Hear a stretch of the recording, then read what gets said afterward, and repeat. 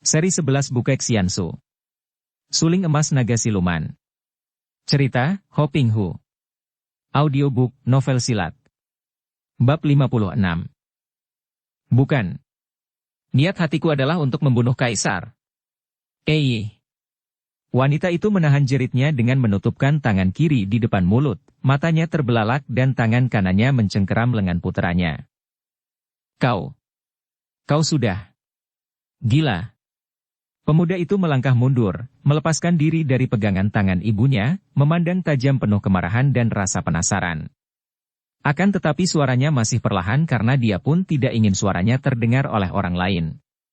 Ibu, selain ayah telah dibunuh oleh Kaisar, juga seluruh pendekar bangsa Han ditindasnya, Xiao Limsi dibakarnya, rakyat ditindasnya. Dan sekarang ibu malah bersenang-senang menjadi selir Kaisar Lalim itu. Ibu, katakanlah sekarang, siapakah di antara kita yang pantas disebut gila? Han Beng. Engkau hanya terdorong oleh dendam atas kematian ayahmu. Tidak, Ibu. Urusan pribadi hanya urusan kecil saja kalau dibandingkan dengan urusan seluruh bangsa. Tentu saja aku merasa sakit hati atas kematian ayah, akan tetapi aku hendak membunuh Kaisar bukan karena itu, melainkan untuk membebaskan rakyat dari penindasan Kaisar penjajah yang lalim. Dan Ibu, kalau memang Ibu masih mempunyai sedikit jiwa kependekaran seperti mendiang ayah, Ibu harus membantuku. Tapi, berbahaya sekali, anakku. Kaisar sendiri memiliki kepandaian yang lihai, belum lagi diingat bahwa beliau selalu dilindungi oleh pengawal-pengawal yang berkepandaian tinggi. Engkau akan tertangkap dan terbunuh sebelum engkau mampu mendekatinya.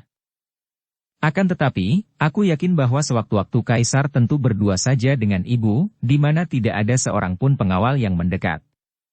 Kalau aku tidak mungkin mendekatinya, maka Ibu mudah sekali. Apa sukarnya bagi Ibu untuk menyerang dan membunuhnya sewaktu dia mendekati Ibu? Apa kau gila? Aku adalah selirnya. Istrinya. Bagiku bukan. Ibu adalah istri ayah yang telah dibunuh Kaisar. Ibu adalah istri ayah yang dirampas oleh Kaisar. Ibu adalah wanita Han yang tidak ingin melihat rakyat ditindas oleh Kaisar penjajah lalim. Oh, anakku, aku memang bersalah. Tapi tidak tahukah engkau bahwa ibumu ini hanya seorang wanita? Aku cinta padanya, Han Beng. Pemuda itu merasa betapa jantungnya seperti ditusuk. Kalau begitu, Ibu sudah lupa kepada ayah, Ibu tidak cinta kepadaku, dan Ibu tidak peduli dengan bangsa sendiri? Bukan. Aku cinta padamu, anakku. Engkau anakku satu-satunya. Akan tetapi ini lain lagi, Han Beng. Sudahlah, Ibu. Tidak perlu banyak ribut lagi, kalau ketahuan orang semua usahaku gagal dan kita berdua akan celaka. Ibu tinggal pilih saja sekarang, Ibu lakukan sendiri bunuh Kaisar Lalim itu, atau Ibu mencarikan jalan agar aku dapat mendekatinya dan membunuhnya dengan kedua tanganku sendiri. Kalau Ibu menolak, aku akan mengamuk dan menyerbu ke dalam istana. Mati bukan apa-apa bagiku. Mati sebagai orang gagah jauh lebih berharga daripada hidup sebagai pengkhianat bangsa dan pengecut. Wajah wanita itu berubah pucat. Pengkhianat dan pengecut? Itulah lontaran dan makian putranya sendiri kepadanya, walaupun bukan merupakan makian langsung. Dan kalau ia menolak, berarti ia membiarkan putranya itu mati. Menyerbu istana seorang diri saja tiada bedanya dengan bunuh diri. Dengan muka pucat sekali dan bibir gemetar, pandang mata sayu dan wajah layu, akhirnya wanita ini mengangguk dan berkata lirih. Baiklah, Han Beng. Akan kulakukan itu. Ibu. Han Beng berlutut dan menubruk kedua kaki ibunya, 2 titik air mata keluar dari sepasang matanya. Dia yakin benar-benar bahwa perbuatan ibunya itu, selain akan membunuh Kaisar, juga bunuh diri. Akan tetapi, dia akan merasa bangga melihat ibunya mati seperti itu daripada melihat ibunya hidup menjadi selir Kaisar laknat yang lalim itu. Ibu ternyata seorang patriot wanita yang gagah perkasa. Ibu berani mengorbankan nyawa demi bangsa, aku bangga dan terharu sekali, Ibu. Engkau memang ibuku yang patut dipuja sepanjang masa. Engkau keliru, Han Beng. Aku melakukannya sama sekali bukan demi bangsa, bukan demi ayahmu, bukan demi diriku sendiri, melainkan demi engkau, anakku. Nah, pergilah. Ucapan ibunya itu menyadarkan Han Beng dan dia pun bangkit lalu mundur, menatap wajah ibunya yang pucat, menatapnya untuk yang terakhir kali. Memang ada sedikit kekecewaan dalam hatinya bahwa ibunya hendak melakukan pengeroyokan itu bukan demi bangsa, melainkan demi dia. Betapapun juga, yang penting adalah terbunuhnya Kaisar Lalim, pikirnya. Terima kasih, Ibu. Selamat tinggal, selamat berpisah dan ampunkan anakmu. Wanita itu hanya mengangguk dan Han Beng lalu keluar, disambut oleh dua orang pengawal itu dan diantarkan sampai ke pintu tembusan di mana kembali dia diterima oleh pengawal lain yang mengantarnya sampai ke pintu yang lebih luar. Demikianlah, akhirnya pemuda ini, setelah melalui penjagaan yang amat ketat, tiba di pintu gerbang istana paling luar dan akhirnya keluarlah dia dari lingkaran istana. Sementara itu, wanita itu berdiri seperti patung lilin. Mukanya pucat dan matanya berlinang air mata. Demi cintanya kepada anaknya, bisik hatinya. Cinta memang sudah menjadi hal yang amat janggal dalam pengertian kita. Demikian banyaknya kata ini telah kita pecah-pecah artinya, disesuaikan dengan kebutuhan masing-masing sehingga cinta bahkan menimbulkan banyak kesengsaraan dan malapetaka. Han Beng ingin melihat ibunya menjadi seorang patriot, seorang pahlawan. Pemuda ini lupa bahwa ibunya seorang manusia pula, bahwa ibunya memiliki selera dan cara hidup sendiri, yang mungkin saja berbeda dengan orang lain, berbeda dengan dia. Akan tetapi dia ingin membentuk ibunya menjadi seperti yang diidamkannya, seperti yang dianggap patut menjadi ibunya, yaitu wanita pahlawan. Dia menganggap ini benar, tentu saja. Akan tetapi sebenarnya, di dasar dari hatinya, dia hanya mengejar keinginan hatinya sendiri saja. Dialah yang akan bangga kalau ibunya menjadi pahlawan bangsa. Dialah yang akan merasa bahagia. Apakah ibunya menyukai hal ini? Bukan urusannya. Apakah ibunya berbahagia jika tewas sebagai pahlawan bangsa? Juga sama sekali hal ini dilupakannya. Dianggapnya bahwa secara otomatis ibunya tentu berbahagia pula, seperti dia. Demikian pula wanita itu. Ia mau saja membiarkan dirinya berkorban. Dianggapnya pengorbanannya ini demi cinta kasihnya kepada putranya. Akan tetapi benarkah demikian? Agaknya hal ini masih harus diselidiki dengan teliti. Kalau dia mencintai putranya, belum tentu dia membiarkan dirinya diperkosa kemudian menjadi selir dari kaisar yang telah membunuh suaminya dan hampir juga membunuh putranya kalau pemuda itu tidak dapat meloloskan diri. Memang, cinta telah menjadi sesuatu yang amat aneh, bahkan kadang-kadang menjadi pendorong perbuatan-perbuatan yang luar biasa kejamnya. Padahal, yang mereka namakan sebagai cinta itu sesungguhnya hanyalah nafsu belaka, nafsu untuk menyenangkan diri sendiri, perasaan sendiri melalui orang lain. Jadi, orang yang katanya dicinta setengah mati itu hanya dijadikan semacam jembatan saja untuk dapat menyeberang dan memetik kesenangan untuk diri sendiri. Han Beng bersembunyi di kota raja setelah dia keluar dari istana.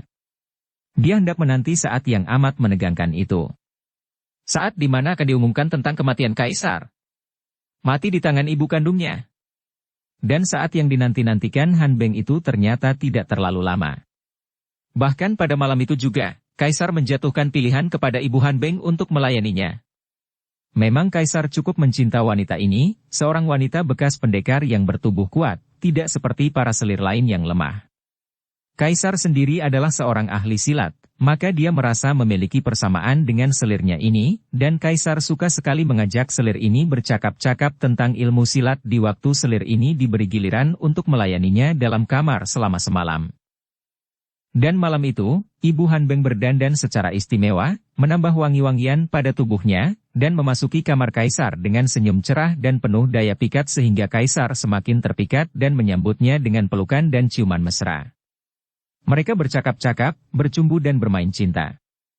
Lewat tengah malam, ketika Kaisar sedang tidur pulas kelelahan, Ibu Han Beng dengan air mata bercucuran lalu menghunjamkan sebatang pisau belati ke dada Kaisar. Tetapi, karena tangan yang memegang pisau itu gemetar dan karena wanita itu menutup matanya karena tidak tega menyaksikan tangannya membunuh pria yang sesungguhnya dicintanya, maka ujung pisau mengenai tulang iga dan meleset, dan Kaisar Yung Cheng yang memiliki tubuh kuat dan kepandaian tinggi itu, seketika sudah terbangun dan otomatis tangannya menghantam dengan sekuatnya. Des! Pukulan kaisar itu amat kuatnya, dan tidak dapat dielakkan oleh wanita itu yang memang masih memejamkan kedua matanya sehingga tubuh wanita itu terlempar ke bawah dari pembaringan dan terbanting dalam keadaan kepala retak dan tidak bernyawa lagi. Kaisar cepat memanggil pengawal, mencabut pisau itu dan roboh pingsan. Pisau belati itu tidak menembus jantung atau bagian lain yang penting, akan tetapi ternyata bahwa pisau itu mengandung racun sehingga keadaan kaisar cukup parah. Luka di dadanya itu membengkak dan para tabib yang merawatnya merasa khawatir sekali. Kaisar sendiri yang sudah sadar sepenuhnya, maklum akan keadaan dirinya, maka mulailah dia mencari-cari dan menanyakan pangeran mahkota Qian Liong. Diam-diam Kaisar menyesal semua perbuatannya dan dia tahu benar bahwa malapetaka yang menimpanya malam itu adalah karena perbuatannya sendiri. Dia telah lengah, tidak mengira bahwa di balik senyum manis dan pelayanannya yang amat menyenangkan hatinya dari wanita bekas istri sahabatnya itu ternyata masih tersembunyi dendam yang demikian mendalam. Ketika dia mendengar laporan bahwa sehari sebelumnya wanita itu menerima kunjungan seorang pemuda yang mengaku sebagai anak selir itu, maklumlah Kaisar bahwa itulah pendorongnya mengapa selirnya yang biasanya amat mencintanya itu tega untuk mencoba membunuhnya. Dan sebagai seorang ahli silat, dia pun yakin bahwa kalau selirnya itu tidak memejamkan mata, tentu tusukan itu akan menewaskannya, dan dia tidak akan berhasil membunuh selirnya dengan sekali pukul saja. Selagi para panglima, menteri dan hulu balang bingung karena tidak ada yang tahu di mana adanya sang pangeran, datanglah utusan para patriot yang telah menawan sang pangeran. Kaisar Yongzheng menerima dan mendengarkan surat tuntutan itu dibacakan pembantunya kepadanya. Wajahnya berubah merah, akan tetapi dia menarik napas panjang. Pada saat itu dia tidak dapat banyak bergerak dan tidak bisa turun dari pembaringan, dia tidak dapat berbuat banyak. Kirim jawaban kepada mereka bahwa aku berjanji akan memenuhi semua tuntutan mereka itu, akan tetapi minta agar Pangeran Qian Liong cepat dibebaskan dan diantar kembali ke istana, karena keadaanku, perintahnya kepada para petugas. Tentu saja utusan para patriot itu girang bukan main, bukan hanya bahwa mereka tidak dihukum atau dibunuh seperti yang sudah mereka khawatirkan, akan tetapi bahkan menerima janji dari Kaisar yang akan memenuhi semua tuntutan itu. Juga mereka mendengar bahwa Kaisar diserang oleh selirnya sendiri dan nyaris tewas. Maka, mereka cepat kembali ke Qin'an untuk membawa balasan dan janji Kaisar. Entah siapa di antara mereka yang lebih terkejut dan heran ketika pihak tamu dan pihak tuan rumah itu bertemu di ruangan tamu yang luas itu. Cao Qin Liong dan ayah bundanya sama sekali tidak mengira bahwa yang menjadi pemimpin para pendekar patriot di Qin'an itu ternyata adalah Bu Sengqin sekeluarga. Sebaliknya Bu Taihiap juga tidak menyangka bahwa tamu-tamunya yang datang adalah Jenderal Cao Qin Liong dan naga sakti gurun pasir bersama istrinya. Sejenak mereka hanya berdiri bengong saling pandang, lupa untuk saling memberi hormat sebagaimana layaknya tamu dan tuan rumah. Akhirnya, Bu Taihiap yang memang berwatak lincah dan gembira itu tertawa bergelak. Hahaha, memang tidak salah dikatakan orang bahwa dunia ini tidaklah sebesar yang disangka orang. Tidak kami sangka akan dapat berjumpa di tempat ini dengan pendekar naga sakti gurun pasir bersama istri dan putranya yang gagah perkasa. Kecuali keluarga Bu yang sudah mengenal keluarga kau ini, para pendekar patriot terkejut setengah mati seperti mendengar suara guntur di hari terang ketika mereka mendengar bahwa tamu itu adalah pendekar naga sakti gurun pasir yang namanya bagi mereka seperti nama tokoh dongeng saja dan yang selamanya belum pernah mereka lihat orangnya. Kini semua mata ditujukan kepada pria setengah tua berlengan satu itu bersama istri dan putranya, penuh kagum dan juga gentar karena mereka itu belum tahu apa yang diinginkan oleh pendekar sakti sekeluarga ini dengan munculnya di tempat itu dalam keadaan yang amat gawat, yaitu selagi pangeran mahkota menjadi tamu agung, juga tawanan mereka. Kami pun tidak mengira bahwa di sini akan dapat bertemu dengan Bu Taihiap yang ternyata kini mengumpulkan banyak orang-orang gagah, kata Cao Kok Chu sambil memberi hormat yang dibalas dengan gembira oleh tuan rumah. Silakan duduk dan selamat datang. Setelah mereka semua duduk, Bu Taihiap bertanya. Keperluan apakah kiranya yang dibawa oleh keluarga kau yang mulia sehingga mau mendatangi tempat ini? Yang mempunyai kepentingan adalah putra kami, maka biarlah dia yang menjelaskan, kata pula pendekar itu dengan suara tenang. Qin Liong lalu berkata sambil memandang ke kanan kiri karena dia tidak melihat adanya Hong Bu dan Pek In di situ. Bulo Qianpui, katanya hormat. Saya adalah utusan kaisar yang sedang mencari seorang bernama Sim Hong Bu, dan karena semalam saya melihat dia memasuki rumah ini, maka saya minta dengan hormat kepada Lo Qianwei untuk memberitahukan kepada saya di mana adanya dia. Kalau masih berada di sini, hendaknya disuruh keluar menemui kami. Kalau sudah pergi, harap beritahu kemana perginya. Kembali Buta Hiap tertawa bergelak. Di dalam hatinya, pendekar ini terkejut sekali melihat bahwa jenderal muda ini mencari Sim Hongbu, dan istrinya, Tang Chunqiu, yang duduk pula di situ tentu saja mengerti mengapa keluarga kau mencari Hongbu, akan tetapi dia diam saja hanya memandang tajam. Buta Hiap yang masih merasa penasaran karena lamarannya ditolak tempo hari, kini memperoleh kesempatan untuk mengejek. Ah, sampai hampir lupa aku bahwa aku berhadapan dengan seorang jenderal kaki tangan Kaisar Manchu, juga aku lupa bahwa yang terhormat pendekar naga sakti gurun pasir adalah ayah dari jenderal besar Antek Kaisar penjajah. Mendengar ejekan ini, Cao Kokcu tersenyum saja dengan tenang. Akan tetapi istrinya, Wan Cheng, sudah bangkit berdiri dengan muka merah. Orang Shibu, kenapa engkau menjadi tuan rumah yang begini kasar dan kurang ajar? Kalau mau menghina orang dan membawa-bawa keluarga, apakah engkau lupa bahwa yang pura-pura menjadi pimpinan pendekar patriot, akan tetapi di sini mempunyai seorang istri yang pernah menjadi panglima Nepal? Bukankah itu berarti bahwa engkau telah berkhianat dan bersekongkol dengan bangsa Nepal pula? Hebat sekali serangan kata-kata Wan Cheng ini. Wajah Bu Sengkin menjadi merah sekali dan Nandini, putri Nepal itu sudah bangkit berdiri dengan marah. Sudah sepatutnya kalau pihak tamu yang bersopan diri, bentak wanita ini. Tamu yang menyerang tuan rumah dengan kata-kata adalah tamu-tamu yang tak tahu diri. Akan tetapi suaminya sudah memberi isyarat agar ia duduk kembali, dan wanita Nepal itu duduk dengan marah. Cao Tahiap datang bertiga dan agaknya sudah tahu bahwa kami di sini adalah pendekar-pendekar patriot yang menentang Kaisar Manchu yang lalim. Karena Samwi, kalian bertiga, merupakan utusan Kaisar, maka kami dapat saja menganggap Samwi sebagai musuh-musuh kita, sebagai antek kaki tangan Kaisar.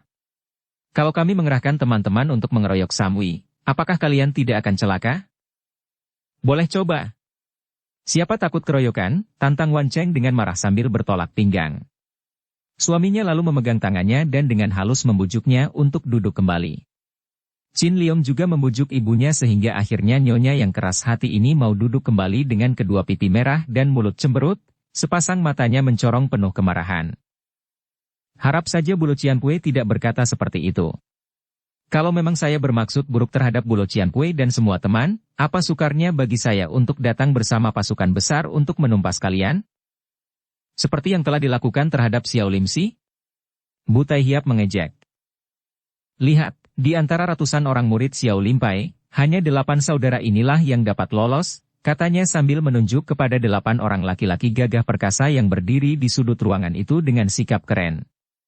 Chin Liong memandang kepada mereka dan berkata, saya tidak tahu menahu akan hal itu dan merasa ikut menyesal dengan terjadinya hal itu. Akan tetapi, kedatangan kami tanpa pasukan hanya untuk menunjukkan bahwa kami tidak bermaksud buruk terhadap Lo Qianwei dan teman-teman. Hahaha, boleh saja kalau Cao Guanshui, Jenderal Cao, hendak membawa pasukan besar. Hendak kulihat apa yang dapat mereka lakukan kalau kuberitahu bahwa Pangeran Qian Liong telah berada dalam tahanan kami. Bukan main kagetnya Cao Chin Liong dan ayah bundanya mendengar ini. Mereka merasa terkejut dan juga khawatir.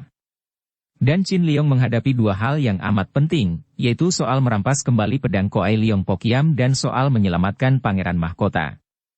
Tentu saja menyelamatkan pangeran lebih penting. Hal ini juga diketahui oleh Cao Kokcu. Maka pendekar ini lalu berkata dengan suaranya yang tenang sekali. Bu Taihiap, urusan putra kami berkenaan dengan perintah Kaisar memang adalah urusannya sendiri. Akan tetapi kalau sudah menyangkut diri pangeran mahkota, mau tidak mau aku pun terpaksa harus melibatkan diri. Siapapun orangnya yang hendak mengganggu pribadi Pangeran Qian Liong, akan kuhadapi sebagai lawan. Nah, kami bertiga sudah berada di sini, dan kami bertiga siap mempertaruhkan nyawa kami demi melindungi keselamatan sang pangeran. Kalau kalian semua yang mengaku orang-orang gagah dan pendekar-pendekar hendak mengganggu pangeran yang tidak mempunyai sangkut paut dengan kelaliman Kaisar, maka kalian adalah orang-orang licik dan curang. Kami bertiga menantang untuk mengadu ilmu, guna memperebutkan pangeran. Bu Taihiap menjadi marah mendengar ini. Memang dia pun ingin membalas penghinaan tempo hari karena lamarannya ditolak. Akan tetapi, sebagai seorang pendekar besar dia pun tidak sudi untuk melakukan pengeroyokan. Nandini, putri Nepal yang merasa sakit hati karena penolakan lamaran tempo hari, kini mendengar pula penghinaan yang ditujukan kepada dirinya, sudah tidak dapat menahan kemarahannya lagi. Dalam hal kekerasan hati, wanita ini tidak kalah oleh Wan Cheng, maka ia pun sudah bangkit berdiri lagi. Bagus.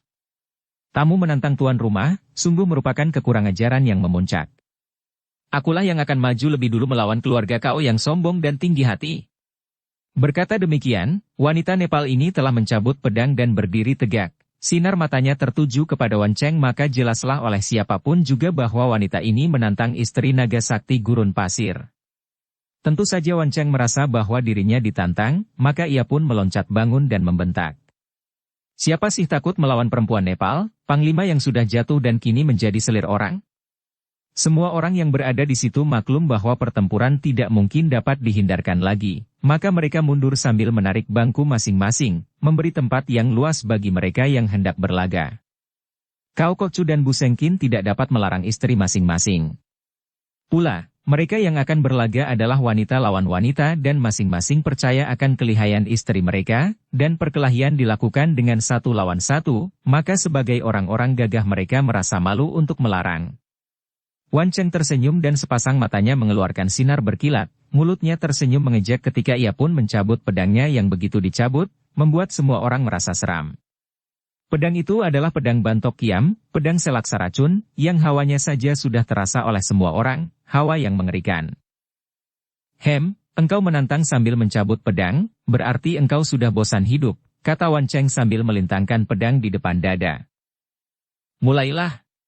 Isteriku, jangan sampai membunuh orang, tiba-tiba terdengar pendekar naga sakti gurun pasir berkata dengan halus kepada istrinya.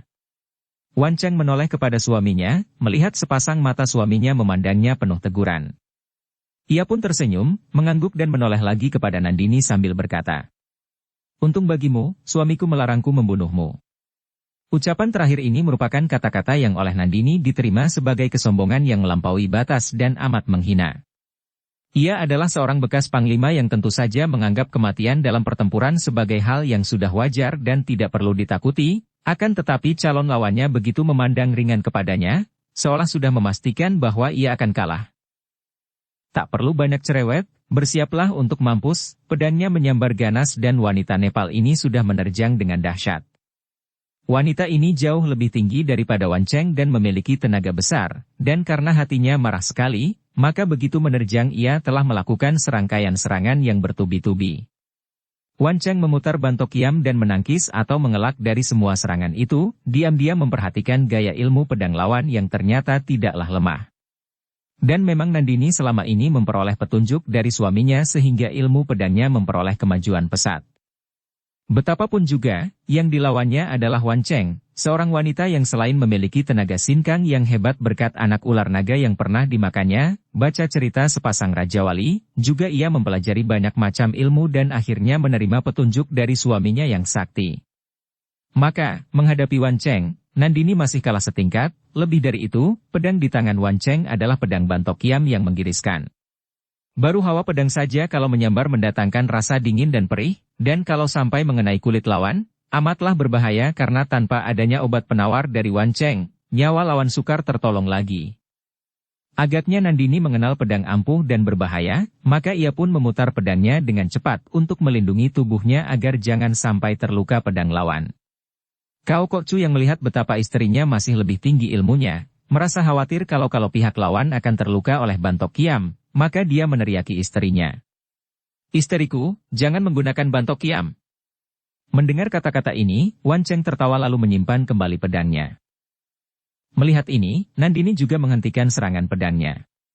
Ia tidak mau menyerang lawan yang sudah menyimpan senjatanya. Hal ini saja sudah membuat berkurang kebencian dari hati Wan Cheng. Kiranya wanita Nepal ini memiliki watak yang gagah pula, pikirnya kagum. Ia tadi mentaati suaminya bukan karena ia takut kepada suaminya. Sama sekali tidak, bahkan terlalu sering ia membantah sampai membuat suaminya kadang-kadang pusing. Akan tetapi ia kini menurut karena dengan perbuatan itu seolah-olah ia telah menang angin dan mengampuni lawan. Kini ia tersenyum dan mengeluarkan 2 buah pisau belati dari pinggangnya. Inilah sepasang senjatanya yang amat diandalkan ketika ia masih gadis dahulu. Sepasang belati ini sama sekali tidak beracun, dan memang inilah yang dikehendaki oleh suaminya. Kalau hanya menghadapi Nandini dengan kedua tangan kosong, amatlah berbahaya bagi Wan Cheng. Akan tetapi dengan senjata sepasang belati ini, Cao Kok Cu dapat menilai bahwa istrinya takkan kalah, dan kalau sampai istrinya melukai lawan sekalipun, maka luka dengan belati jauh lebih ringan kalau dibandingkan dengan luka karena bantok kiam. Melihat Wan Cheng telah memegang sepasang pisau belati, Nandini mengeluarkan teriakan nyaring dan sudah menyerang lebih ganas daripada tadi. Wanita ini semakin penasaran dan marah karena pergantian senjata dari lawan itu jelas merupakan penghinaan dan pandangan yang merendahkan dirinya. Sementara itu, diam-diam Buta Hiap mengeluh karena dia tahu bahwa istrinya ini masih kalah dibandingkan dengan nyonya pendekar gurun pasir itu. Akan tetapi dia pun merasa kagum dan lega bahwa naga sakti gurun pasir itu menyuruh istrinya berganti senjata. Dia mengenal pedang yang amat menggiriskan itu dan tadi diam-diam dia mengkhawatirkan keselamatan istrinya. Betapapun juga, dia merasa menyesal akan watak keras Nandini yang telah berani maju, tidak memperhitungkan kepandaiannya sendiri. Memang, istrinya itu telah memiliki kepandaian yang cukup hebat dan di atas kepandaian kebanyakan orang, namun dibandingkan dengan dua istrinya yang lain, yaitu Gu Cuibi dan Tang Chun Chiu, Nandini masih kalah jauh. Andai kata yang maju tadi Gu Cuibi agaknya baru ramai melawan nyonya galak itu, dan kalau Tang Chun Chiu yang maju, dia yakin pihaknya akan menang. Akan tetapi dia pun tahu bahwa tentu saja Nandini yang maju karena istrinya itu tentu saja merasa sakit hatinya oleh penolakan ikatan jodoh antara puterinya dan putra keluarga Kao, maka tadi pun dia tidak melarang. Kekhawatiran pendekar ini memang terbukti. Biarpun kini ia telah berganti senjata dengan sepasang belati, namun ternyata memang tingkat kepandaian Wan Cheng masih menang dibandingkan dengan lawannya, maka setelah 50 jurus, Wan Cheng mengunci pedang lawan dengan putaran pisau belatinya yang kiri, dan cepat sekali pisau belatinya yang kanan bergerak ke depan.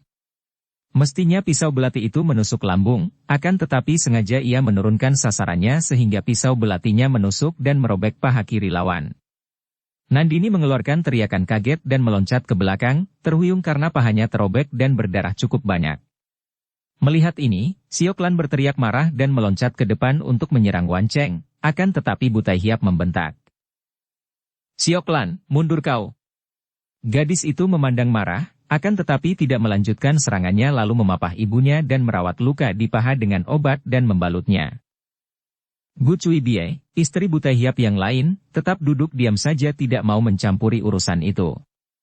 Keluarga Kao ribut dengan suaminya dan Nandini, ia tahu karena lamaran ditolak dan hal ini tidak ada sangkut pautnya dengan dirinya. Bahkan adanya Siok Lan sebagai putri suaminya dan Nandini itu kadang-kadang mendatangkan rasa iri dalam hatinya. Maka kali ini ia pun diam saja. Berbeda dengan Tang Chun Chiu, mendengar bahwa keluarga itu datang untuk juga mengejar Sim Hong Bu dan tentu saja untuk merampas kembali Koai Leong Pokiam, ia sebagai pencuri pedang itu dari istana merasa ikut bertanggung jawab.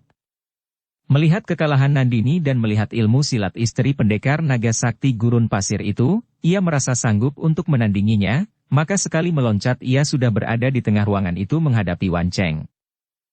Biarlah aku yang melawan pengacau, teriaknya. Wan Cheng mengenal wanita ini, maka ia tersenyum mengejek. Tidak usah istri orang Shibu maju satu demi satu, biarlah maju semua sekaligus, biar ada 100 orang sekalipun, siapa takut? Tentu saja ejekan ini amat menyakitkan, akan tetapi Buta Hiap yang memang merupakan seorang pria yang paling tebal muka terhadap urusan wanita, tertawa. Wah, kalau ada 100, betapa senangnya, akan tetapi aku tentu repot sekali. Hahaha. Diam-diam pendekar naga sakti gurun pasir mengerutkan alis, akan tetapi dia tidak berkata apa-apa, hanya hatinya yang berbisik betapa pria itu benar-benar merupakan seorang perayu wanita, seorang bandot yang luar biasa akan tetapi juga jujur. Ibu, harap suka mundur, biarkan aku menghadapi nyonya ini, tiba-tiba Chin Leong sudah meloncat maju ke dekat ibunya. Wan Cheng sebenarnya tidak takut menghadapi Cui Beng Xianli Tang Chun Chiu, hanya ia agak lelah menghadapi Nandini yang cukup tangguh tadi, maka ia mengangguk lalu mundur, duduk di dekat suaminya. Sejenak mereka saling berhadapan dan saling berpandangan. Keduanya sama-sama maklum bahwa lawannya yang dihadapi amatlah tangguhnya. Chin Leong sudah tahu bahwa wanita yang bernama Tang Chun Chiu ini berjuluk Cui Beng Xianli, Dewi Pengejar Arwah, seorang wanita yang memiliki ilmu kepandaian tinggi sekali, seorang tokoh dari keluarga lembah suling emas yang terkenal lihai itu. Bahkan wanita inilah yang telah mencuri pedang pusaka Koai Leong Pokiam dari gudang istana. Sementara itu, Tang Chunqiu juga tidak berani memandang rendah lawannya. Biarpun pemuda ini masih muda, akan tetapi pemuda ini adalah putra naga sakti gurun pasir, dan sedemikian mudanya telah diangkat menjadi jenderal yang berarti bahwa tentu dia memiliki ilmu kepandaian yang hebat. Dengan gerakan yang halus Tang Chunqiu mencabut sebatang pedang dari punggungnya. Wanita ini memiliki banyak macam ilmu silat, akan tetapi kelihayannya memang dalam bersilat pedang, dan untuk ilmu ini ia pernah menerima ilmu dari mendiang suaminya, yaitu Chu Sanbu, yaitu yang disebut Pat Hong Sin Kiam, pedang sakti 8 penjuru angin. Ilmu ini telah dipecah menjadi 2, yaitu ilmu silat tangan kosong. Dan gerakan ilmu pedangnya juga berdasar dari ilmu keluarga Chu yang amat tangguh. Jenderal muda, keluarkanlah senjatamu, tantangnya dengan suara lantang namun sikapnya tenang seolah-olah wanita setengah tua yang masih cantik ini sudah yakin akan kemenangannya.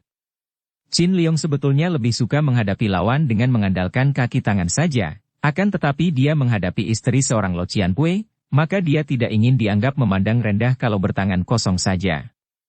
Maka dia pun mencabut sebatang pedang, yaitu pedang pemberian kaisar sendiri sebagai tanda pangkatnya. Karena dia sedang menjalankan tugas sebagai utusan kaisar, maka biarpun dia mengenakan pakaian biasa, namun pedang pangkatnya itu tidak pernah ditinggalkannya. Melihat Qin Liong sudah mencabut senjatanya pula, Tang Chunqiu lalu membentak. Lihat senjata! Dan pedangnya yang sudah berkelebat, berubah menjadi sinar yang amat menyilaukan mata karena cepatnya. Terang! Qin Liong sengaja menangkis karena dia hendak menguji sampai di mana kuatnya tenaga lawan. Kedua pihak merasa betapa tangan mereka yang memegang pedang itu tergetar hebat, tanda bahwa pertemuan kedua pedang itu amatlah kuatnya, dan tahulah mereka bahwa pihak lawan memang memiliki sinkang yang kuat.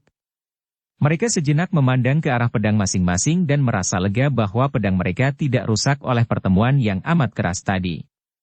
Tang Chunqiu sudah menyerang lagi, lebih hebat daripada tadi, dan kini ia tidak mengandalkan tenaga melainkan kecepatannya. Pedang itu lenyap, berubah menjadi sinar yang bergulung-gulung menghujankan serangan dari berbagai jurusan ke arah Qin Liong. Pemuda ini sebaliknya bergerak dengan amat cepatnya, namun gerakannya mantap dan setiap serangan lawan dapat dihalaunya dengan tepat, baik dengan tangkisan maupun dengan pengelakan.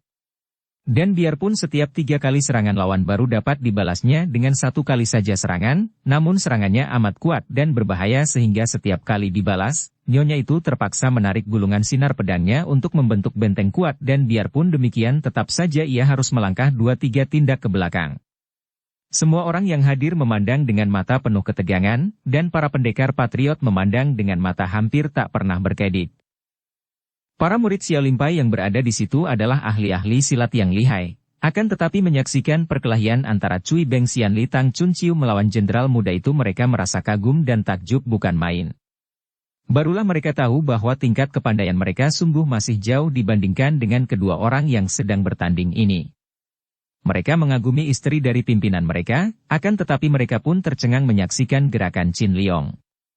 Hanya pandang mata buta Hiap dan Kao Kok Chu saja yang dapat menilai dan tahu apa yang terjadi dalam perkelahian yang nampaknya seolah-olah nyonya itu di pihak yang lebih kuat karena lebih banyak menyerang. Mereka berdua ini tahu benar bahwa sesungguhnya, nyonya itu kewalahan menghadapi Qin Liong. Dalam mengadu tenaga, jelas kalah kuat, dan mengandalkan ginkang atau keringanan tubuh untuk bergerak cepatnya tidak menolong karena pemuda itu pun ternyata memiliki ginkang yang tidak kalah hebatnya. Biarpun ilmu pedang nyonya itu istimewa dan merupakan ilmu pedang pilihan, namun sebaliknya pemuda itu juga telah memiliki ilmu pedang yang luar biasa sekali.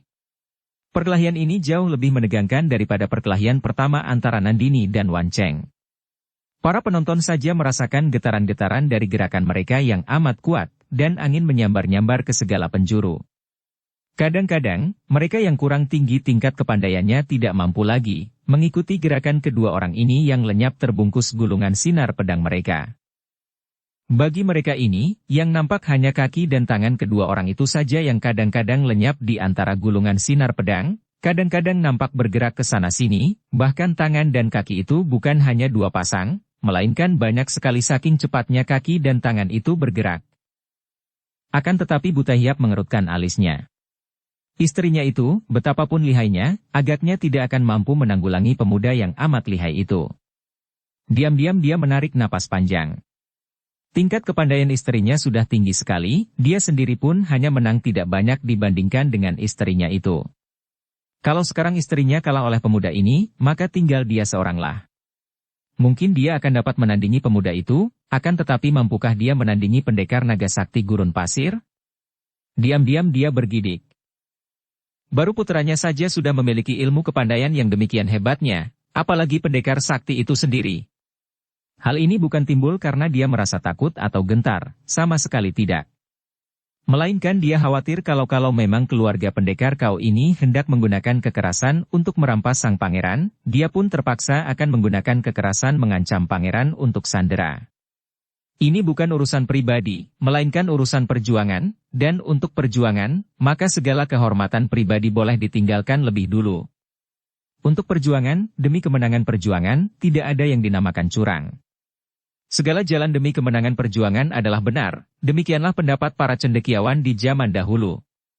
Kita tidak dapat menyalahkan jalan pikiran pendekar Bu Sengkin ini. Memang kenyataannya pun demikianlah. Semenjak zaman dahulu, kekuasaan membuat manusia mampu melakukan segala macam kekejian dan kelicikan. Semenjak zaman dahulu, ada saja sekelompok orang yang memegang kekuasaan atas orang terbanyak, disebut penguasa, pemimpin, atau pemerintah, yang dengan segala daya upayanya hendak mempertahankan kekuasaannya, bahkan hendak memperkuat dan memperbesar kekuasaannya. Dan untuk mempengaruhi orang terbanyak, untuk dapat mempergunakan tenaga mereka semua itu, muncullah slogan-slogan dan anjuran-anjuran yang muluk-muluk. Tentang kepahlawanan, tentang sucinya perjuangan dan banyak lagi pujian-pujian bagi mereka yang mau berjuang alias menghadapi musuh dengan taruhan nyawa. Tentu saja didengungkan bahwa taruhan nyawa itu adalah untuk tanah air, untuk bangsa, dan sebagainya lagi. Bahwa apapun yang dilakukan manusia demi kemenangan perjuangan adalah suci dan agung. Betapa anehnya, betapa munafiknya dan betapa kejamnya. Di dalam perang, yang diperhalus dengan sebutan perjuangan, dan sebagainya, yang pada hakikatnya hanyalah kebencian yang memuncak dan bunuh-membunuh antara manusia, timbullah kejanggalan-kejanggalan yang mengerikan. Segala macam perbuatan manusia yang dalam keadaan wajar dianggap sebagai perbuatan jahat dan haram, di dalam perjuangan itu pun dihalalkan. Membunuh seorang manusia saja dalam keadaan atau waktu yang wajar akan dianggap kejahatan yang amat besar dan si pembunuh akan dituntut, dihukum seberat-beratnya. Namun, di dalam perjuangan atau perang, membunuh sebanyak-banyaknya manusia, yang kebetulan berada di pihak musuh, dianggap sebagai perbuatan yang mulia, gagah berani, dan si pembunuh akan dipuji-puji, bahkan diberi hadiah-hadiah dan dinamakan pahlawan, menerima bintang dan sebagainya lagi. Demikian pula, segala macam perbuatan yang biasanya dianggap jahat dan haram dan si pelakunya dihukum, dalam masa perang yang dinamakan perjuangan itu si pelakunya dianggap baik, halal, berjasa dan diberi hadiah dan pujian. Di sini berlaku istilah tujuan menghalalkan segala cara. Apakah benar bahwa suatu tujuan, apapun juga itu namanya, yang dijangkau dengan jalan kekerasan, kekejaman, pembunuhan, kepalsuan seperti itu, adalah tujuan yang suci murni? Dapatkah tujuan terlepas daripada sifat pelaksanaan atau caranya mencapai tujuan itu? Bukankah di dalam tujuan itu terkandung si cara, sebaliknya di dalam cara itu terkandung pula si tujuan? Benarkah jalan penipuan, kebencian, pembunuhan, kekerasan dan kepalsuan itu akan membawa kita kepada sesuatu yang luhur dan suci? Pertanyaan-pertanyaan ini amatlah penting bagi kita semua dan kiranya perlu kita selidiki bersama dengan membuka mata, membuang semua teori-teori lapuk karena teori-teori itu hanya kita pergunakan untuk mengecat dan memperhalus kesemuanya itu belaka. Untuk kita pergunakan sebagai bahan-bahan pembelaan diri untuk membenarkan segala cara yang jelas kotor dan keji itu. Kalau sudah begitu, barulah kita dapat memandang dengan sempurna, melihat keadaannya seperti apa adanya, dan dapat menyelidik sampai sedalam-dalamnya tanpa terpengaruh oleh segala macam pendapat-pendapat yang pada hakikatnya hanyalah untuk membenarkan diri sendiri belaka. Kekhawatiran buta hiap memang terbukti. Setelah perkelahian itu lewat kurang lebih 100 jurus, tiba-tiba Tang Chun Chiu mengeluarkan pekik melengking yang amat mengejutkan semua orang. Pekik ini bukan seperti suara manusia, melainkan seperti suara suling ditiup dengan nada tinggi sekali. Melengking nyaring dan langsung menyerang jantung lawan melalui pendengarannya. Mendengar ini, Qin Liong terkejut sekali dan cepat dia pun mengerahkan sinkangnya untuk melawan dan menahan serangan melalui kaikang istimewa ini. Dan memang itu adalah inti dari ilmu para penghuni lembah suling emas, yaitu kaikang yang dapat dikerahkan melalui suara dan suara itu sendiri dapat menyerang lawan yang dihadapinya. Lawan yang kurang kuat, baru mendengar suara ini saja sudah tergetar jantungnya dan dapat membuat menjadi lumpuh atau gugup, atau setidaknya menjadi kacau. Kekuatan suara seperti ini dimiliki pula oleh binatang-binatang buas seperti harimau, singa dan lain-lain, yang dengan suaranya saja sudah mampu membuat calon korban menjadi lumpuh. Dan menyusul serangan suaranya itu, secepat kilat, Tang Chunqiu menyambitkan pedangnya yang meluncur seperti anak panah ke arah tubuh lawan, sedangkan kedua tangannya sendiri lalu bergerak mendorong ke depan dalam penyerangan yang lebih hebat pula. Bukan main memang serangan wanita perkasa yang berjuluk Dewi Pengejar Arwah ini. Sekaligus ia telah melancarkan 3 macam serangan yang amat hebat. Hal ini membuktikan bahwa wanita ini pun telah melihat kenyataan bahwa ia takkan menang melawan pemuda tangguh ini, maka ia telah mengeluarkan simpanan terakhir, yaitu dengan penyerangan maut yang luar biasa ini. Qin Liong juga maklum bahwa lawannya telah menjadi nekat dan bahwa lawannya hendak mengadu nyawa. Maka dia pun cepat beraksi, melepaskan pedang dari tangan kanan dengan melontarkannya ke depan juga, menyambut pedang lawan yang meluncur ke arah lehernya itu, dan dia pun menggerakkan kedua lengannya. Didorongkan ke depan untuk menyambut lawan dengan jurus dari ilmu silat Sin Leong Chiang Hoat, ilmu simpanan dari ayahnya yang membuat nama ayahnya terkenal sebagai naga sakti gurun pasir. Ceringgi. Des. 2 batang pedang itu bertemu di udara dan keduanya meluncur ke bawah menancap di atas tanah sampai separuhnya lebih. Dan pada saat kedua pasang tangan itu bertemu, tubuh Tang Chunqiu terhuyung ke belakang dan hampir saja jatuh kalau ia tidak cepat-cepat berjungkir balik membuat poksai, salto, sampai 3 kali, sedangkan tubuh Qin Liong hanya terdorong mundur 2 langkah saja. Marahlah Tang Chunqiu, karena benturan terakhir itu sudah membuktikan bahwa ia telah kalah. Wanita ini memang memiliki kekerasan hati yang istimewa, dan keberanian yang luar biasa sekali sehingga tidak heran kalau ialah yang telah menggegerkan kota raja dan dunia Kangou dengan mencuri pedang pusaka dari istana. Biarpun ia tahu bahwa pemuda itu terlampau kuat baginya, namun begitu ia sudah turun ke atas tanah, langsung saja tubuhnya meluncur lagi ke depan dengan loncatan seperti terbang cepatnya, dan kakinya telah melakukan tendangan terbang dan bertubi-tubi 3 kali, pertama tendangan ke arah kepala, kedua ke arah ulu hati dan ketiga ke arah pusar. Qin Liong memandang kagum. Wanita ini benar-benar tangguh sekali. Cepat dia berloncatan mengelak dan setelah menghindarkan diri dari 3 tendangan itu, Qin Liong lalu membalas serangan dengan mengeluarkan jurus-jurus Sin Leong Chiang Hoat. Dan mulailah Chunqiu terdesak terus, main mundur dan tidak tahan menghadapi serangan-serangan yang aneh ini, yang dilakukan dengan tubuh lurus, kadang-kadang bahkan hampir mendekam ke atas tanah. Setelah mencoba untuk menghindarkan diri sampai belasan jurus, akhirnya sebuah tendangan dari kaki kiri Qin Liong mengenai pinggir lututnya dan nyonya itu pun terpelanting roboh. Ia mencoba untuk meloncat bangun, akan tetapi roboh lagi karena lututnya terasa nyeri dan ternyata tulang lututnya telah terlepas sambungannya. Bu Sengkin cepat meloncat mendekati istrinya, dan dengan beberapa kali mengurut lutut itu maka tulangnya dapat tersambung kembali dan dengan berloncatan di atas sebelah kakinya, Tang Chunqiu terpaksa mundur setelah mencabut pedangnya dari dalam tanah, duduk kembali dengan muka marah dan mulut cemberut. Ia tidak pedulikan Qin Liong yang sudah menjura kepadanya sambil berkata, "Harap maafkan saya." Akan tetapi sikap pemuda ini sungguh membuat Bu Taihiap merasa kagum bukan main dan dia pun menarik napas panjang penuh penyesalan. Sayang, sungguh sayang sekali bahwa pemuda seperti ini tidak bisa menjadi mantunya. Betapa akan bangga hatinya mempunyai seorang mantu seperti pemuda ini yang selain pandai sehingga semudah itu sudah menjadi jenderal kepercayaan kaisar, juga amat gagah dan rendah hati. Seorang pendekar komplit. Kedua orang istriku yang bodoh telah kalah, maka sekarang biarlah aku si tua bangka yang tak tahu diri ini mohon pelajaran dari keluarga kau. Dia sengaja menyebut keluarga kau, karena untuk menantang pendekar naga sakti gurun pasir secara langsung dia masih merasa segan. Qin Liong yang masih berdiri di tengah ruangan itu dan kini melihat pendekar Bu sudah berdiri di depannya, lalu menjura dengan hormat. Bu Lucianwei, sesungguhnya kedatangan kami di sini sama sekali tidak mempunyai niat untuk bertanding dengan siapapun juga, apalagi bermusuhan dengan para pendekar yang kami hormati. Akan tetapi, sebagai seorang utusan kaisar tentu saja saya harus melaksanakan tugas, dan setelah mendengar bahwa sang pangeran berada di sini, sudah menjadi tugas saya untuk membebaskannya. Dan untuk itu, kami tidak segan-segan untuk mengorbankan nyawa. Hal ini tentu saja dapat dimaklumi oleh Lo Qianpui, dan saya harap saja Lo Qianpui tidak akan memejamkan mata melihat kenyataan bahwa segala yang dilakukan kaisar sama sekali tidak dapat ditimpakan kesalahannya kepada pangeran. Maka sekali lagi, saya harap Lo Qianpui suka mempertimbangkan dan menghabiskan segala macam perkelahian yang tiada gunanya sampai di sini saja dan membiarkan kami untuk mengawal sang pangeran pulang ke kota raja. Ucapan itu sungguh penuh kegagahan dan juga tak dapat dibantah kebenarannya. Semua pendekar yang berada di situ juga diam-diam merasa malu dan menganggukkan kepala mereka. Akan tetapi, di balik kebenaran yang nyata ini ada kebenaran lain, yaitu kebenaran yang khas dan mutlak bagi mereka, kebenaran perjuangan.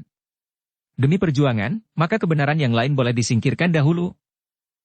Cao Guanshui, bukan kami tidak melihat kenyataan itu, akan tetapi kami juga mengharapkan pengertian dari keluarga Cao yang terhormat bahwa kami memperjuangkan tuntutan rakyat.